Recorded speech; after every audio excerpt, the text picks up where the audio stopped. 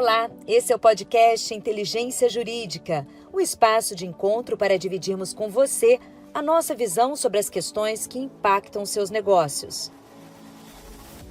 Olá, estamos dando início a mais um podcast do Inteligência Jurídica do Machado Meyer. Meu nome é Renata Oliveira, sou sócia do Contencioso Cível, especializada no direito falimentar. Tenho o prazer de ter aqui comigo a mais nova integrante da casa do Departamento Contencioso Cível, a Thaís Cordeiro, especialista em relações de consumo. Thaís, é um enorme prazer estar com você. Renata, obrigada pelas palavras, é uma satisfação enorme fazer parte aqui do time de profissionais do Machado Meyer e estou muito animada com o bate-papo de hoje, acho que tem vários assuntos aí interessantes para a gente discorrer. O tema de hoje é a lei do superendividamento vis-à-vis a lei de recuperação judicial e falência. E por que nós escolhemos esse tema? Porque, na verdade, temos visto desde 2020 um processo legislativo intenso tentando endereçar a crise trazida pela pandemia do Covid-19. A lei do superendividamento vai cuidar do consumidor, da crise econômico-financeira do consumidor. A lei de falência, que foi reformada em 2020, vai cuidar da recuperação judicial e da falência da empresa. Lembre-se, e é importante ter isso como guia, a recuperação judicial da empresa visa chamar os credores para negociar um plano, fazer uma proposta de pagamento que vai novar todas as dívidas. Agora, muitas das vezes pode ser que essa empresa seja inviável, ou muitas das vezes ela vai passar pela recuperação judicial e, infelizmente, vai cair na falência. E o que é a falência? É um meio natural de extinção de obrigações. Nesse momento, se chama todos os credores, se arrecada todos os ativos, para que sejam vendidos e que possam satisfazer, na medida do possível, esse endividamento. Mas é muito importante que essa empresa, esse falido, ele tenha um encerramento rápido dessas obrigações, que ele possa, na verdade, voltar ao mercado, ter um recomeço, ter o fresh start. E o que é o fresh start? É o que a lei, na reforma de 2020, trouxe para a recuperação judicial e para a falência. Mas, infelizmente, na situação do consumidor, pessoa física, isso no Brasil não existe. O que uma pessoa física pode se socorrer? Ela se socorre em momentos extremos de grande dificuldade econômico-financeira, na qual o passivo não é coberto pelos ativos, ela se socorre da insolvência civil. Insolvência civil, que a legislação é de 1973, o Código Civil antigo. O Código Civil novo de 2015 não regulou essa matéria e manteve o que estava no Código de 73. Ou seja, nesse ponto, o legislador tem pecado. O legislador não tem olhado com o cuidado necessário. Então, não há fresh start da pessoa física. Aliás, a insolvência civil é um instituto em desuso. Na verdade, a pessoa que se socorre do Poder Judiciário, na tentativa de extinguir suas obrigações, ela sabe como começa esse processo. Ela não sabe como ele vai se desenvolver e, principalmente, quando ele vai terminar. Então, talvez, considerando essa peculiaridade, é que a gente tem que comemorar que, pelo menos agora, nós temos uma lei do superendividamento, que vai endereçar o superendividamento do consumidor. E é sobre isso que a gente vai debater hoje. Thaís, a respeito da lei do superendividamento, você poderia me explicar rapidamente a importância dela ao seu ver? Quais são os objetivos dessa nova lei e os principais pontos de cuidado? Sem dúvida, Renata. Bom, vamos lá. Acho que ponto de partida aqui, a primeira coisa que a gente tem que destacar é que uma legislação tratando da prevenção e do tratamento do superendividado era uma medida necessária. Então, assim, é inquestionável que a gente realmente precisava de uma legislação tratando desse assunto aqui no nosso país. Inclusive, é uma recomendação mundial, esse tema é uma recomendação mundial. A gente verifica, por exemplo, a Organização e Cooperação do Desenvolvimento Econômico, a OCDE, próprio Banco Mundial tratando do tema. Então, assim, não existe a menor dúvida de que é uma legislação necessária e sob mais de um aspecto, tá, Renata? O primeiro é sobre o consumidor, propriamente dito, que de uma forma ou de outra ele precisa se reerguer, e não só se reerguer, mas como também tratar na origem o problema, o que precisa ser feito para ele não ser constantemente colocado em situação de superendividamento, mas como também sob o ponto de vista econômico para o nosso país, né? Existe um estudo da Ordem dos Economistas do Brasil que prevê uma devolução aos cofres públicos, né, com essa medida do superendividamento, de 350 bilhões de reais para a economia. Então, o primeiro ponto aqui da nossa conversa é a gente deixar muito claro que era realmente uma legislação extremamente importante, tá? Agora, um próximo passo que vale a pena a gente tratar é sobre o crédito em si, né, Renata? Então, assim, a gente não pode, de forma nenhuma, entender que o crédito, a concessão de crédito ao consumidor é algo ruim, é algo maléfico. Muito pelo contrário, é um instrumento completamente necessário ao desenvolvimento econômico-social do país, né? A concessão de crédito faz frente às necessidades urgentes do consumidor. Então, não podemos também enxergar o crédito como um vilão da história. E aí, como conciliar essas duas medidas, né? A legislação com a concessão de crédito. E aí que a legislação andou muito bem. A legislação vai tratar da prevenção, né? A concessão consciente, né, daquele crédito. Então, qual é a melhor forma de conceder aquele crédito ao consumidor? E aí já vem aqui um ponto muito importante, né?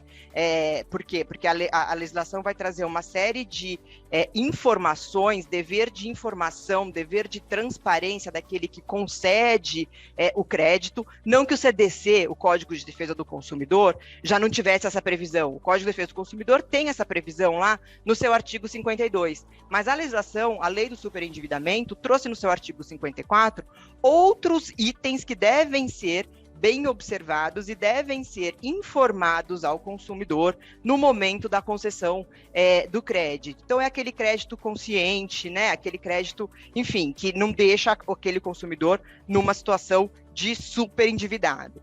Mas aí, Renata, a gente está falando tanto de consumidor superendividado, superendividamento. O que é o superendividamento, né? É outro ponto que, obviamente, a gente precisa tratar aqui. O que a legislação diz que é o superendividamento? Entende-se por superendividamento, é que eu estou repetindo o que diz a lei, tá? A impossibilidade manifesta de consumidor, pessoa natural, de boa fé, pagar a totalidade de suas dívidas de consumo, exigíveis e vincendas, sem comprometer o mínimo existencial nos termos da regulamentação. E aí, Renata, a partir do momento que a gente tem uma legislação que, como eu disse aqui, é importante, é benéfica e é necessária, e ela está aprovada e a gente, enfim, apoia essa medida, a gente precisa começar a pensar no dia seguinte, né? E um ponto que a gente já precisa começar a refletir é com relação, por exemplo, ao mínimo existencial, né? O que seria esse mínimo existencial? Porque quando a gente fala em moradia, educação, alimentação, é mais fácil a gente identificar esses itens como realmente o mínimo existencial. Mas quando a gente está falando, por exemplo, de plano de saúde, o plano de saúde, ele compõe o mínimo existencial do cidadão, daquele consumidor? Ele entra nesse conceito? E, na verdade, o que acontece? A legislação, o legislador, né, ele confiou a uma regulamentação infraconstitucional a definição do que é esse mínimo existencial. E aí, o que a gente vai ter? A gente vai ter um decreto que vai regulamentar isso, a gente vai ter uma regulamentação do próprio Banco Central, é algo que a gente ainda não tem uma resposta, mas ainda que não seja uma criação, isso é importante que se diga, ainda que não seja uma criação da lei do superendividamento, né, a gente tem lá o mínimo existencial previsto até na própria Constituição Federal, é importante que a gente tenha uma regulamentação do tema para que a gente trate os consumidores, na medida do possível, de uma forma equânime. O que é mínimo existencial para mim pode não ser mínimo existencial para você. O que é mínimo existencial para um determinado órgão de defesa do consumidor pode não ser para outro. Então, daí eu já trago aqui um primeiro ponto, né, de reflexão. Um outro ponto também que vale a pena a gente atentar, Renata, é o fato, por exemplo, a gente está diante de uma lei que vai tratar de dívidas decorrentes da relação de consumo. Ela deixa de fora, por exemplo, dívidas provenientes de contratos de crédito com garantia real, de financiamentos imobiliários, de créditos rurais. E esses créditos, eles ficam em tese fora, mas eles devem ser levados em consideração quando a gente está falando do mínimo existencial? Me parece que sim, mas é uma interpretação aqui minha. Então, aqui são só os primeiros pontos que a gente pode colocar para refletir e que demonstram como o tema é relevante, interessante e mais do que nunca precisa ser pensado por todos nós. Thaís, escutando você, me veio à mente uma seguinte dúvida. Poder Judiciário está preparado? O Sistema Nacional de Defesa do Consumidor está preparado para o dia seguinte dessa lei? Mais do que isso, e vamos começar por aí. E os credores, os fornecedores? Quais são os cuidados que eles têm que ter com essa lei? Excelentes perguntas, Renata. Sem dúvida nenhuma, os credores, os fornecedores precisam ter diversas atenções aí com essa nova legislação. Primeiro, não é uma legislação voltada exclusivamente para a instituição financeira. Todas as dívidas oriundas de relação de consumo, elas são tratadas nessa legislação. Então, todos aqueles credores, né, que têm dívidas oriundas de relações de consumo vão submeter a essa legislação. Além disso, né, as empresas que fazem venda a prazo, fornecem crédito, elas vão precisar observar novas informações que são obrigatórias no momento de ofertar esse crédito. O CDC já prevê algumas obrigações, mas a lei trouxe algumas outras novas que essas instituições vão precisar prestar um pouco mais de atenção. E da mesma forma foram vetados algumas iniciativas no momento da oferta do crédito, no momento da publicidade do crédito e etc. Renata, um outro ponto que é importante a gente dizer aqui é que o sistema é um sistema binário. Existe a possibilidade de uma conciliação, né, uma conciliação coletiva, em que você vai ter nada mais do que a repactuação da dívida, e aí ela pode ser judicial e extrajudicial. E, por exemplo, se eventualmente um credor não comparece a essa audiência, ele sofre algumas penalidades. Dentre elas, eu vou citar aqui só uma, só para demonstrar como os fornecedores precisam ter atenção. Se ele não comparece nessa audiência de conciliação, ele vai para o fim da fila no recebimento do crédito, né? Mas, enfim, como eu estava dizendo, esse sistema binário, caso não seja feita uma repactuação da dívida no momento da conciliação, o que acontece, o que pode vir a acontecer, é um plano compulsório de pagamento via judicial, que é o artigo 104B. E aí tem um ponto, Renata, que é de extrema importância e precisa ser observado, que é a possibilidade do juiz fazer a revisão dos contratos, tá? Então, é algo realmente muito relevante. E o que reforça aí, né, o papel, a necessidade dos advogados, né, em todo esse procedimento do superendividamento. Com relação ao sistema nacional e com relação ao Poder Judiciário, Renata, o que eu vejo é uma necessidade muito grande de cooperação entre eles. Poderão atuar aqui nessa conciliação coletiva Sejusc, Procon, Defensoria Pública, outros órgãos de defesa do consumidor e também o juiz, né? Então, assim, a lei trouxe as balizas, mas agora é o momento da gente construir o procedimento. E aí é de suma importância haver uma cooperação do Judiciário, CNJ, CNDC e dos próprios advogados, para que essa lei seja efetiva e que a gente consiga alcançar o seu real objetivo. E isso é um desafio enorme, tá? Aqui no Brasil hoje a gente tem mais de 900 PROCONs, independentes entre si, e a gente tem que se questionar, como você bem colocou, será que todos têm condições técnicas, humanas, orçamentárias para atender essa nova demanda? E uma outra dúvida, né, Renata, que infelizmente eu não vou ser capaz de te responder. A chance da gente sobrecarregar o judiciário com essa nova medida, dos consumidores todos quererem uma imposição de um plano judicial compulsório de pagamento? Isso acho que só o tempo dirá, mas certamente a gente precisa começar a refletir, que é o que a gente está fazendo aqui agora nesse podcast, e se organizar para não termos consequências indesejáveis decorrentes da lei. Mas, Renata, agora eu queria fazer um pouquinho uma inversão de pauta, se você me permite. Eu queria aproveitar aqui a sua expertise em recuperação de empresas, e eu gostaria de fazer uma pergunta para você. Em alguma medida, você acha que a lei de superendividamento se aproxima ou se afasta, né, da legislação que trata da recuperação judicial? Thaís, pertinente sua pergunta. Vamos lá. Pontos de semelhanças entre as leis. Você já citou um deles, a conciliação, né? Inclusive, em relação à conciliação do endividamento da pessoa física, a experiência do World Bank em leis de insolvência da pessoa física demonstra que sempre que as negociações são monitoradas ou facilitadas por um órgão, e esse órgão goza de credibilidade dos players que ali estão envolvidos, essa é a chave do sucesso para endereçar o superendividamento, a crise da pessoa natural. Então, a conciliação tem que acontecer mesmo, e isso é prática na maioria dos países. Aqui na RJ, passou a ter também a conciliação. Com a Covid-19 e com a nova lei que mudou a lei de falência, nós tivemos um artigo expresso prevendo a conciliação. E mais do que isso, os tribunais já estão preparados para fazer a conciliação entre empresa e os seus credores. Então, para essa insolvência específica, os tribunais já têm portarias, já estão começando as primeiras conciliações. Então, é esse ritmo que os tribunais têm que dar também para a questão do superendividamento, tá? Outro ponto que eu gostaria de chamar a atenção, os créditos sujeitos. Você muito bem explicou quais são os créditos sujeitos. E aqui me veio um apontamento. Na RJ, são sujeitos aqueles créditos existentes, ainda que não vencidos, no dia do pedido, tá? E aqui, por exemplo, uma conta de luz, uma conta de água, uma conta de telefonia. Eu tenho uma foto, naquele dia do pedido, tudo que era do passado está sujeito. Mas essa relação continuada não vai estar sujeita. E o consumidor vai poder ser cobrado, vai poder ter, eventualmente, conforme as regras do setor, ter a energia desligada, etc.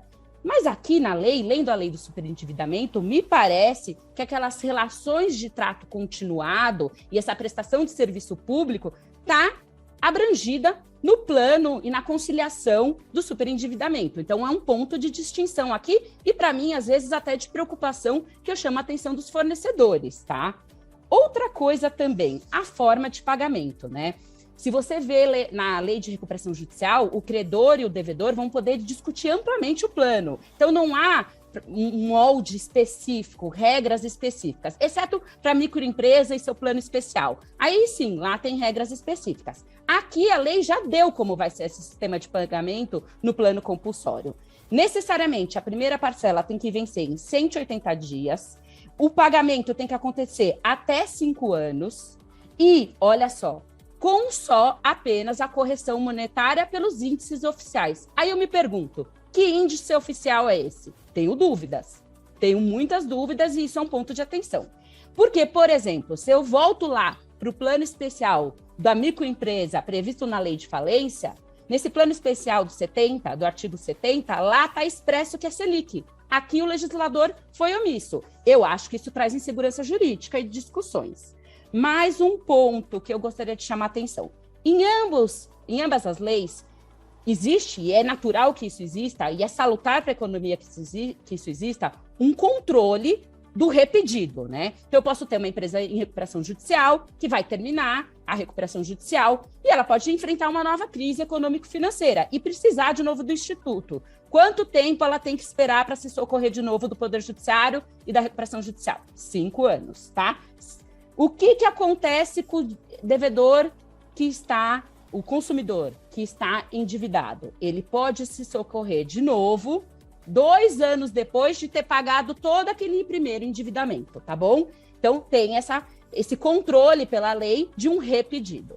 Só que aqui me entra uma questão que eu fico muito preocupada. Olha só, na recuperação judicial, a empresa que pede recuperação judicial, ela logo ganha no primeiro dia dela, quando tem o deferimento, ela vira empresa Renata Oliveira Limitada, tracinho, em recuperação judicial, tá? Então, o mercado sabe que ela está em recuperação judicial. O processo de recuperação judicial consta dos dados públicos do Poder Judiciário. Agora, o consumidor me preocupa e eu acho que o Poder Judiciário e os entes ligados à relação de consumo têm que ficar atentos com isso. Como que a gente vai controlar que um consumidor não vai se socorrer dessa questão da conciliação de um plano compulsório? Talvez o plano compulsório não dê tanto problema, mas da conciliação, por exemplo. Na conciliação, por exemplo, no PROCON de Minas Gerais, e depois, 1 ano depois, ele vai para o PROCON, talvez, ou para outro ente que seja legitimado do Rio de Janeiro. Será que a gente vai ter esse controle? É importante que tenha, porque a lei do superendividamento também se preocupa em inibir o consumidor de má-fé e, mais do que isso, em educar esse consumidor. Então, ela não quer estimular que, novamente, ele se socorra desse socorro legal. Ela quer, na verdade, que ele passe por esse problema, sane esse problema e aprenda a lidar com o dinheiro dele. Então, esse é um ponto relevante, o controle. As autoridades têm que ficar atentas com isso. Em questão à maioria, a lei de recuperação judicial diz que os credores vão poder deliberar sobre o plano de recuperação judicial e a maioria, conforme os quórums da lei, vai prevalecer. Então, existe um poder na mão dos credores também. É uma lei equilibrada, devedor-credor. De outro lado, isso não acontece na lei do superendividamento. O credor não tem tanto poder. Ele, na verdade, como a Thaís muito disse, tem o credor dissidente, tem o credor revel, que traz consequências a ele. Então, é muito importante, pessoal, que o credor esteja assessorado. Porque o que acontece? Por exemplo, na hora do plano compulsório, e que vai ter, inclusive, como a Thaís muito bem disse, um poder de revisional do juiz, a lei diz que poderia ter um administrador ali para ajudar na confecção desse plano.